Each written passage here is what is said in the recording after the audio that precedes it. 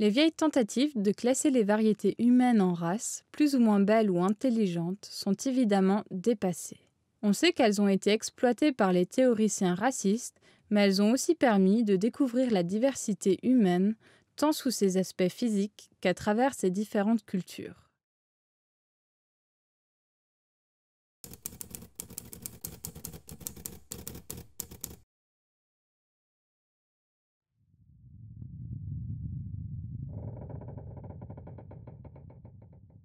Curieux de nos origines et de ses évolutions, on envoya, tout au long du XIXe siècle, des scientifiques du Comité de Paris afin de découvrir le monde sur des navires d'exploration.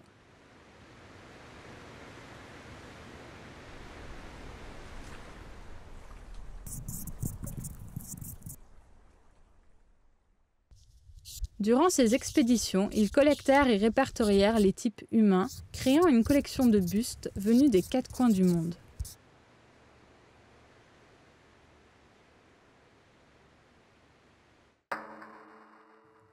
Et c'est ainsi que Pierre-Marie-Alexandre Dumoutier, phrénologue et anthropologue, embarqua sur l'Astrolabe à la conquête des îles du Sud et de l'Océanie.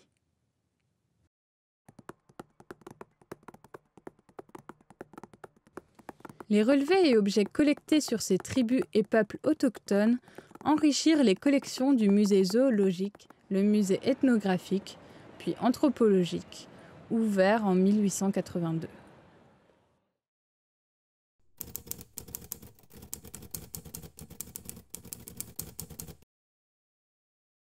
Le moulage était privilégié car il restituait les caractéristiques morphologiques du sujet.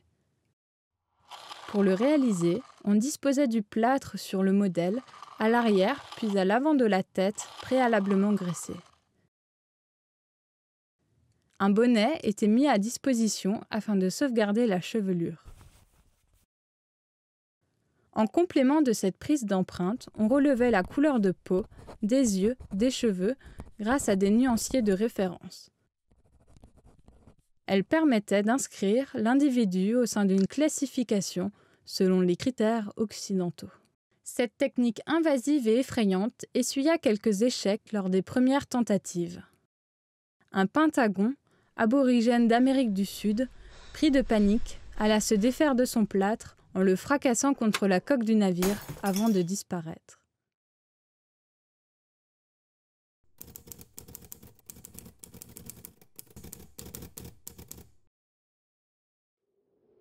Limité par les difficultés qu'il rencontrait pour trouver des sujets consentants et en quête de nouveaux bustes, les scientifiques instaurèrent un système de troc favorisant l'accord du modèle.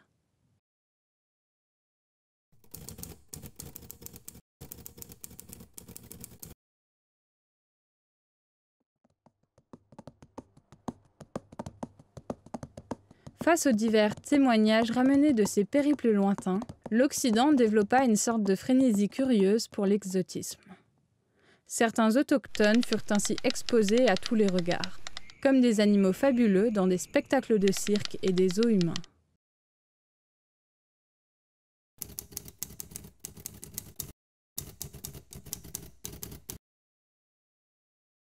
Pour fasciner le public, les costumes et accessoires des indigènes furent exagérés.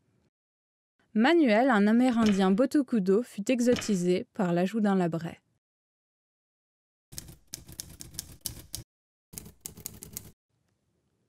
L'ensemble des bustes anthropologiques et des documents associés collectés ont permis de découvrir les différentes variétés d'hommes.